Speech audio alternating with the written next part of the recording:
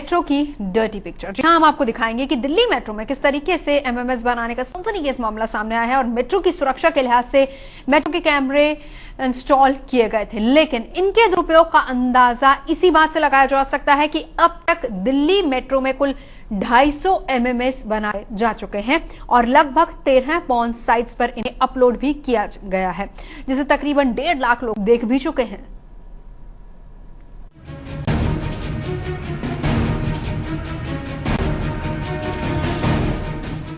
दिल्ली की lifeline Delhi metro एक बार फिर से सुर्खियों में है। वजह है मेट्रो में बनाए गए एमएमएस के अश्लील साइट पर अपलोड होने की खबर सामने आना। दरअसल ये एमएमएस बने हैं मेट्रो में सुरक्षा के मद्देनजर लगे कैमरे के जरिए। अब तक 250 एमएमएस बनकर अलग अलग साइट्स पर डाल दिए गए हैं। मेट्रो की वीडियो रिकॉर्डिंग देखने और उन्हें सुरक्षित रखने का जिम्मा सीआईएसएफ और डीएमआरसी के पास है, लेकिन वीडियो का लीक होना दोनों ही एजेंसियों की गंभीरता पर सवाल खड़े करता है। ये बहुत बड़ा खतरा है। किसी का अंदर तक लिंक है जो वहाँ से लेता है और इसकी इन्वेस्टिगेशन होनी चाहिए। पहले तो ये इंटरनल सिक्योरिटी का बहुत बड़ा खतरा है, अगर अंदर से ऐसी इंफॉर्मेशन लीक हो रही है। सेकंड थिंग, अगर ऐसी चीजें कुछ हरकतें अंदर हो रही है वो भी सबसे बुरी है। सिक्योरिटी कर क्या रही है अंदर, अगर अंदर से इंफॉर्मेशन आई तो कल को यहाँ से ब्लास्ट भी हो सकते हैं। ठीक है, तो उस तरह की हरकतें करें सबसे पहले उन पर नजर रखना चाहिए, कौन ऐसी हरकत कर रहा है। ये मैं सीएसएफ पे जाता है और डीएमआरसी पे जाता है कि कौन मेट्रो में कैसे पर्सन बैठ रहे हैं, कैसी हरकत कर रहे हैं। जानकारी के मुताबिक अब तक 13 पोर्न साइट्स पर 1.5 लाख लोग इन वीडियो को देख चुके हैं। ताजा मामला मई 2013 का है। इंद्रलोक मेट्रो स्टेशन पर रिकॉर्ड हुआ 5 मिनट का एमएमएस। इसी एमएमएस ने इस पूरे गोरख धंधे की तरफ सबका ध्यान खींचा। मामला चूंकि बेहद गंभीर है, इसलिए सवाल उठना भी लाजमी है। आखिर कैसे सबसे ज्यादा सुरक्षित समझे जाने वाली मेट्रो ट्रेन के सीसीटीवी फुटेज पॉर्न साइट पर डले गए? इस बात से कैसे इनकार किया जा सकता है कि इस पूरे मामले की भनक किसी बड़े अधिकारी को नहीं थी? इसकी जिम्मेदारी कौन लेगा, डीएमआरसी या फिर सीआईएसएफ? क्योंकि आज तक इसकी जांच नहीं की गई। आखिर ये फुटेज कैसे लीक हो रहे हैं? कानूनी नजरिए से दोषी को 5 साल तक की सजा हो सकती है, लेकिन 250 वीडियो का लीक होना और वो भी अधिकारियों की जानकारी के बगैर, इस बात पर भरोसा करना थोड़ा मुश्किल है। मेट्रो में अश्लील एमएमएस किसने बनाया? मेट्रो का सीसीटीवी फुटेज कैसे लीक हुआ और कैसे ये एमएमएस अश्लील वेबसाइट तक पहुंचा? ये सारे वो सवाल हैं जिनका जवाब किसी के पास नहीं है, या यूं कहें कि सब कुछ जानते हुए कोई इनका जवाब देना नहीं चाहता। कैमरामैन योगेंद्र सिंह के साथ कपिल शर्मा, दिल्ली आज तक। बहुत से सवाल इस पर खड़े हो रहे हैं। कपिल ने भी सवाल उठाए और इस पर हम भी सवाल उठा रहे हैं। दिल्ली आज तक सवाल उठा रहा है कि आखिर इसके लिए जिम्मेदार कौन है। 2.5 साल पहले इस बात की जानकारी मिल चुकी थी, तो फिर इतनी लेट क्यों? आखिर इस पर कार्रवाई शुरू हुई क्यों? इंटरनल इंक्वायरी अब बिठाई गई है। बहरहाल एमएमएस कांड के बाद मेट्रो की साख को भी झटका लगा है। लोग इस घटना से आहत हैं। हालांकि डीएमआरसी ने जांच के आदेश दे दिए हैं। लोग भी चाहते हैं कि असली गुनहगार सामने आना चाहिए। चकनाचूर हो गया दिल्ली का भरोसा। दिल्ली मेट्रो की डर्टी पिक्चर। मेट्रो की सीसीटीवी से बने अश्लील एमएमएस। मेट्रो की सुरक्षा में जबरदस्त सेंध। हिफाजत छोड़ एमएमएस बनाने में जुटे सुरक्षाकर्मी। सीसीटीवी कैमरों से बनाए गए एमएमएस। यह हकीकत दिल्ली की है और इस हकीकत से बुरी तरह दिल्ली ही डरी सहमी भी है। जिस मेट्रो रेल पर दिल्ली को खुद से ज्यादा भरोसा था, इस मेट्रो ने दिल्ली की तरक्की की रफ्तार कई गुना तेज कर दी थी। इस हकीकत ने सामने आकर दिल्ली की जान कही जाने वाली मेट्रो रेल के बंदोबस्त के चेहरे पर कालिख लगा दी है। यह हकीकत इतनी घिनौनी है कि खुद मेट्रो रेल का बंदोबस्त देखने वाले इससे आंख नहीं मिला पा रहे। इसी दिल्ली के ही लोगों की नादानी से मेट्रो के सीसीटीवी पर कुछ ऐसे निजी पल कैद हो गए थे जिन्हें आमतौर पर कोई भी खुलेआम शायद नहीं देख सके।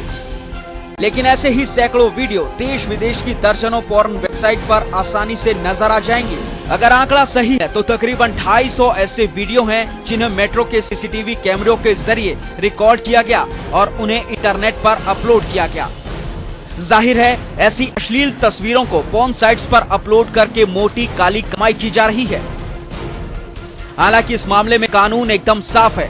कानून के मुताबिक अगर इस तरह कोई किसी के अंतरंग वीडियो को रिकॉर्ड करके पॉर्न वेबसाइट्स पर डाल देता है तो उसको आईटी एक्ट के सेक्शन 66E और 67 और आईपीसी की धारा 425 और 509 के तहत 5 साल तक की सजा और 2 से 5 लाख रुपए तक का जुर्माना भी लगाया जा सकता है। तो धारा 67 आईटी एक्ट अट्रैक्ट होती है जिसमें अश्लीलता का जिक्र है, क्योंकि इसमें न केवल अश्लील इलेक्ट्रॉनिक कंटेंट का प्रकाशन होता है बल्कि ट्रांसमिशन होता है और प्रकाशन और ट्रांसमिशन में सहायता प्रदान की जाती है। इस ऑफेंस को पनिशेबल किया जाता है, 3 साल की सजा का प्रावधान है, साथ ही साथ 5 लाख रुपए जुर्माना भी दिया जा सकता है। साथ ही साथ धारा 66E भी ऑफेंस का भी एक ऑफेंस इसमें बनता है आईटी एक्ट में, क्योंकि कहीं ना कहीं उस दंपति की जो निजता के अधिकार का हनन किया जाता है। इतना ही नहीं, सजा के अलावा अगर शिकायतकर्ता चाहे तो वो मानहानि का दावा भी अदालत में कर सकता है। मगर ये बातें जितनी सुनने में आसान है, हकीकत में इन्हें जमीन पर उतारना उतना ही मुश्किल, क्योंकि ऐसे मामलों में व्यवहारिक दिक्कतें भी सामने आती हैं। इस मामले में साइबर लॉ बिल्कुल साफ है, लेकिन सूत्र बताते हैं कि इस मामले में व्यवहारिक दिक्कतें सामने आती है। मसलन शिकायतकर्ता शर्म की वजह से शिकायत नहीं करता, जिसका फायदा वो लोग उठाते हैं जो इन अश्लील एमएमएस को पॉर्न साइट्स पर अपलोड कर रहे हैं। अब देखना यह है कि पुलिस ऐसे लोगों के खिलाफ क्या कार्रवाई करती है। ऐसे वीडियो को बाजार का हिस्सा जिन लोगों ने बनाया, या तो उनका ताल्लुक डीएमआरसी से है जो मेट्रो का बंदोबस्त देखती है, या फिर सीआईएसएफ से जिसके पास सुरक्षा इंतजाम की जिम्मेदारी है। और एक बात तो तय है कि इन्हीं 2 एजेंसियों के किसी गद्दार कर्मचारी ने ये काम किया है।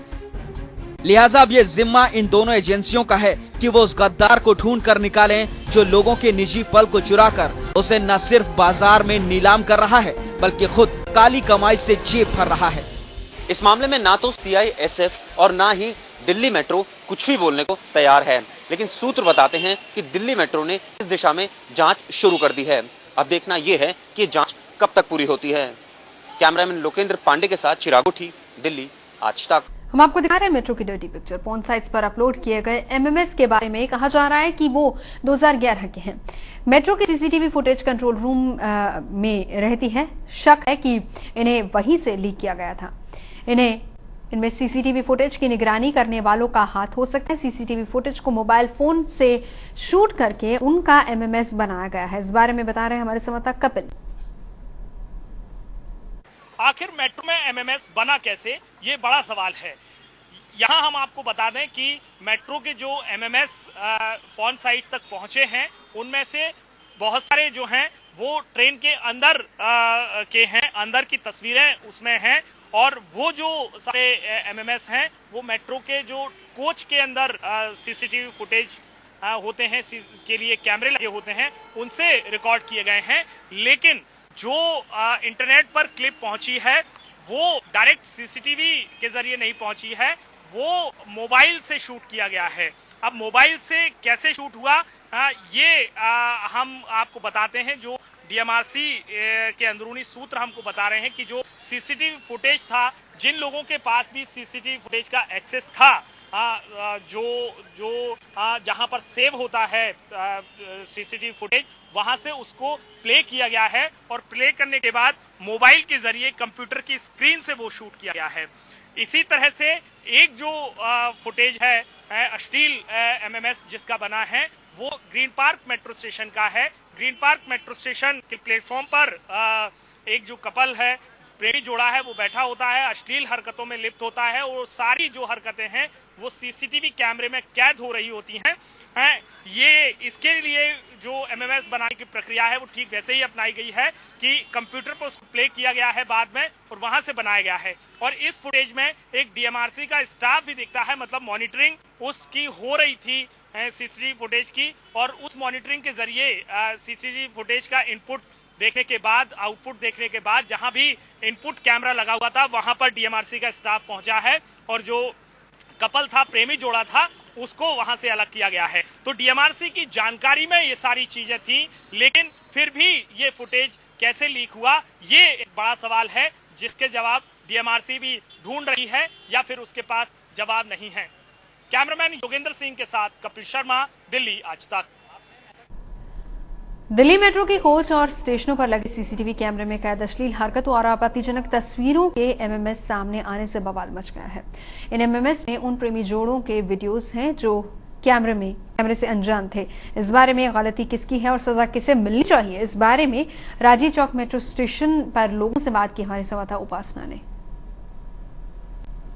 दिल्ली मेट्रो जिसमें रोजाना लाखों लोग सफर करते हैं, वहां बनी कुछ वीडियोस जो सीसीटीवी फुटेज से सीधा पहुंच जाती हैं पॉन साइड, कई बड़े सवाल खड़े कर दिए हैं। कुछ मॉरल है, कुछ एथिकल है, कुछ लॉ से रिलेटेड है। लेकिन वहीं एक आम आदमी जो रोजाना मेट्रो में ट्रैवल करता है, वो क्या सोचता है कि जब इस तरह यकीनन जो कुछ उन कपल्स के बीच हुआ, जो रिकॉर्ड हुआ सीसीटीवी फुटेज में, वो गलत था। लेकिन वहीं मेट्रो और साथ ही साथ बाकी एजेंसीज कितना रिस्पॉन्सिबल है। आम आदमी से बात करते हैं और जानते हैं कि आप जैसे कि हम सब जानते ही हैं, कुछ वीडियो सीसीटीवी फुटेज से ली गई और उसको भेज दिया गया पॉन साइट्स। कई ऐसी वीडियोस हैं, गलती किस किस तरफ लगती है?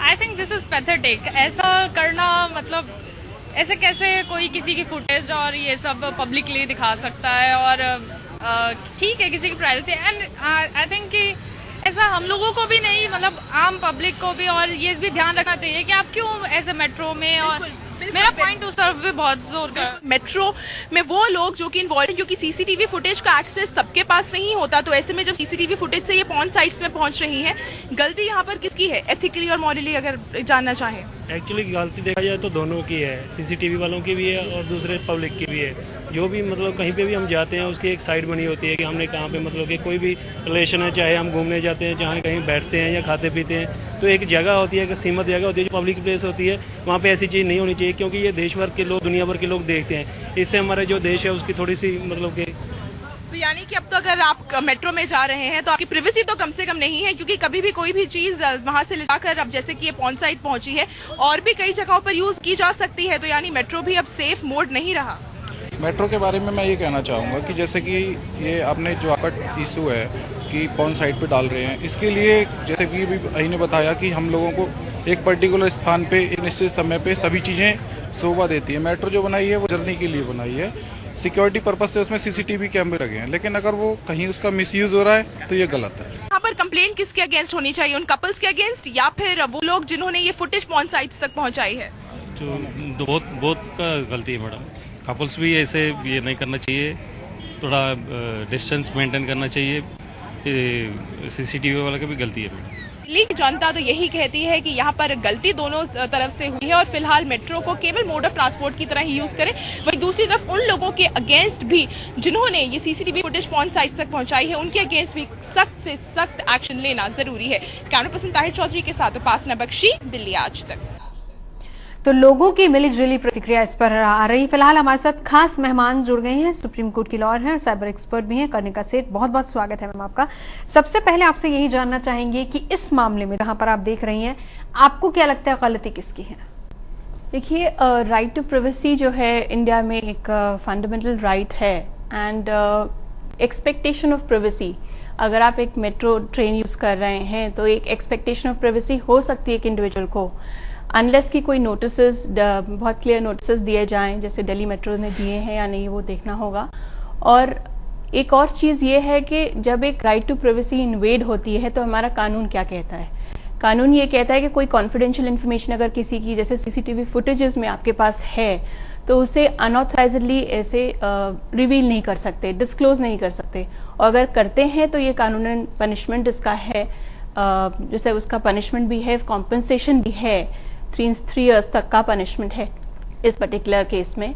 और देयर आर अदर थिंग्स जो आपको और भी चीज़ें देखनी होंगी इसमें, जैसे अगर ऑब्सिनिटी है, if there is a pornography involved, then in that case जो हमारा इंटरनेट लॉ कहता है आज की डेट में, IT एक्ट 2000 है, उसमें ये क्लियरली है कि सेक्शन 67 है, 67A है, 66E है, और इन सेक्शंस के तहत ये पनिशेबल ऑफेंस है, कोई भी पर्टिकुलर ऑब्सीन इन्फॉर्मेशन हो या क्लिप हो या MMS हो ट्रांसमिट होता है या पब्लिश होता है, that is a punishable offence. So ये सब चीजें ध्यान में रख के ही इस पे कोई डिसीजन लिया जा सकता है। बिल्कुल, सजा का प्रावधान भी है। जी बिल्कुल, चर्चा हम आपसे जारी रखेंगे। सजा का प्रावधान भी है इसमें, लेकिन ये देखना होगा कि गलती किसकी है। जांच हालांकि बिठा दी गई। मेट्रो की डर्टी पिक्चर और किस तरीके से ये डर्टी पिक्चर सामने आई, बता रहे हैं हमारे संवाददाता रवीशपाल सिंह।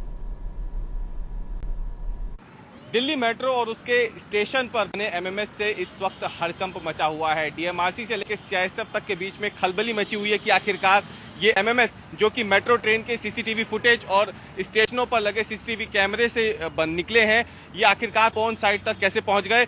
ये सभी MMS जो बने हैं 2011 के MMS है और इस वक्त इंटरनेट से लेकर पॉन साइट तक पे इन तमाम MMS को देखा जा सकता है। हालांकि CISF और DMRC इस मामले में आमने सामने आ गई है। CISF का कहना है कि उसका काम केवल यहां पर सुरक्षा तक ही सीमित है।